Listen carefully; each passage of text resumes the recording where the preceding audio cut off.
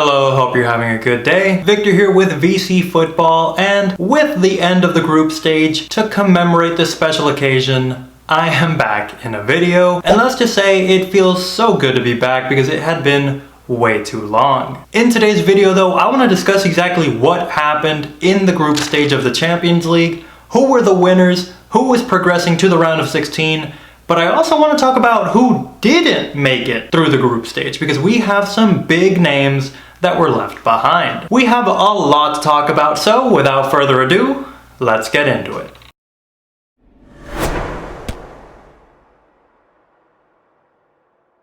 The Champions League group stage ended today, and just for the record here, I will be going through chronological order by group. So we're gonna go from Group A going to Group H. So starting things off here with Group A, we see that Bayern Munich were the leaders, followed by Atletico Madrid. And honestly, Bayern, having won the Champions League last year, are still looking incredibly strong this year too. Atletico Madrid has been playing incredibly well, not only in the Champions League, but also in La Liga, so I am not surprised that they made it through as well. Very close and a good effort from RB Salzburg, but Atletico Madrid just proved too strong this time around. Not gonna waste a lot of time here because Bayern Munich are incredibly strong and they are still favorites to win it this year as well by many, including me. And Atletico Madrid is a very strong side from La Liga that I enjoy watching, so I'm happy that they made it through as well. Moving on now to Group B. Now Group B really came down to the wire because in the end,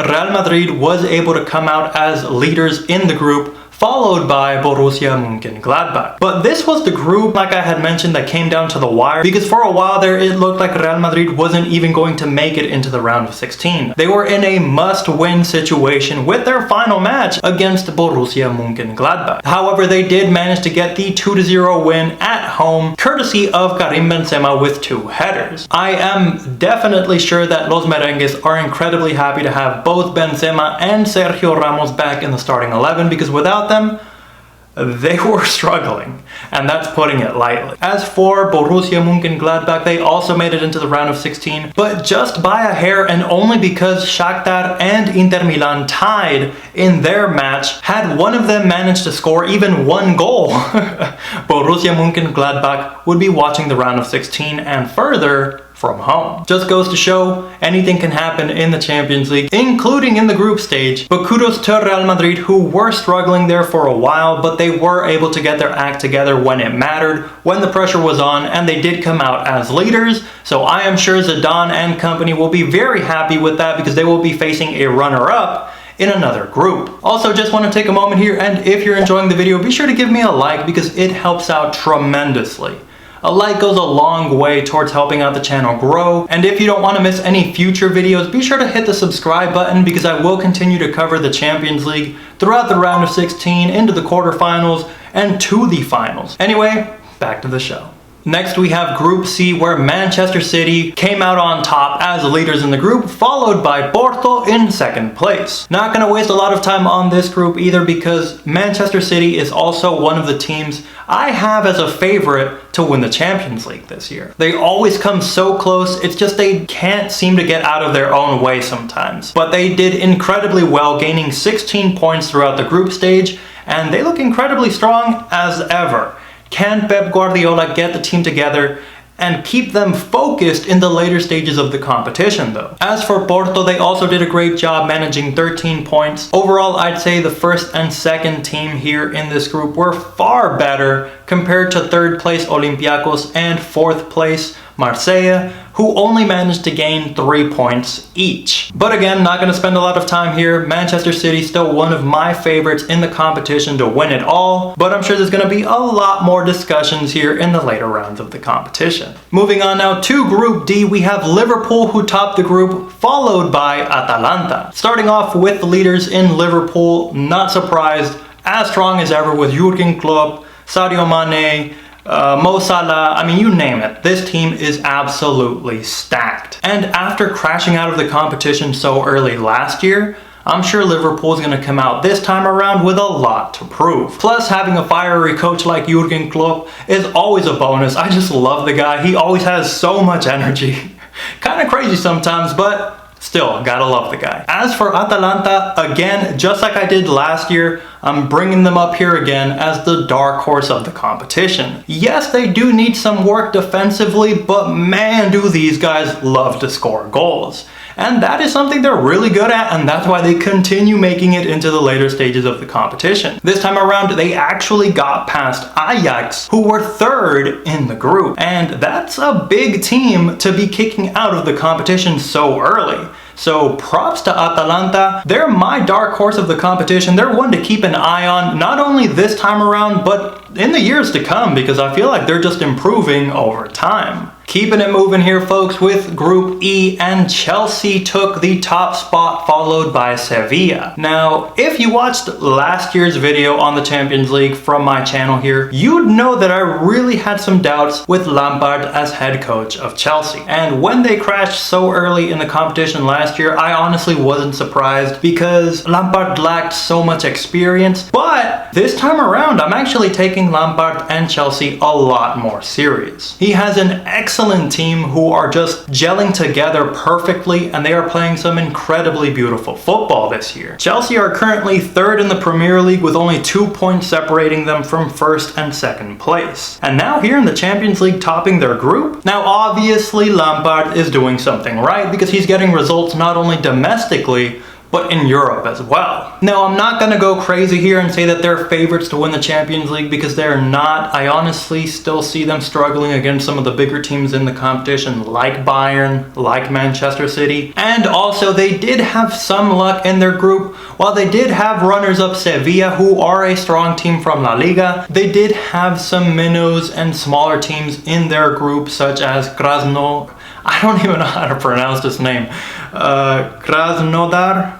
I hope I said that right. I know last year you are completely cooking me for saying Leipzig instead of Leipzig. So if I'm mispronouncing that, please let me know how to say it in the comments below, because I learn every day just like everybody else, and I do appreciate it. But they also had Rennes, who is a smaller team from Ligue 1. Take nothing away from it because Lampard is doing a great job this time around, but let's see if he can keep that momentum in the later stages of the competition. As for Sevilla, always a big team from La Liga, and under Lopetegui, they have been making some big moves. But the only thing I would say from this team is that they came so close to that top spot, falling behind by only 1 point. So I'm sure Lopetegui and Sevilla will be kicking themselves for coming this close to that top spot, because that really could have saved them in the round of 16. And if you can avoid playing some of the stronger teams early in the competition, why wouldn't you, right?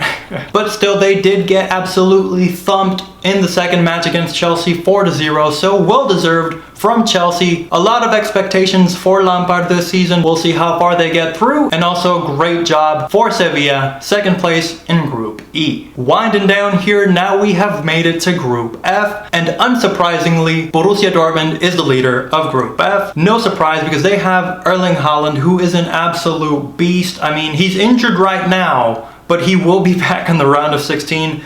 And make no mistake, this guy is not done scoring goals. The guy has 6 goals so far in the competition and is currently tied for top goal scorer at the moment. I can assure you, he's not done scoring goals. Just keep an eye out for him in the round of 16. As for Lazio, they did just enough to notch that second spot in Group F. One of the quieter teams, they really didn't make much of a fuss. Now, they did start off incredibly strong, beating Borussia Dortmund 3-1 in their first match, but ever since then, they couldn't find any sort of momentum with draws after draws. Not one of the most exciting teams in the competition. They're actually one of the teams I feel like the leaders of the other groups are going to be just crossing their fingers they match up with in the round of 16. Second to last here is Group G, which saw Juventus actually stealing the top spot from Barcelona, who came in as runner-up. And that last match in this group was highly anticipated, not only because it was 2 huge teams in Europe, but we also saw the return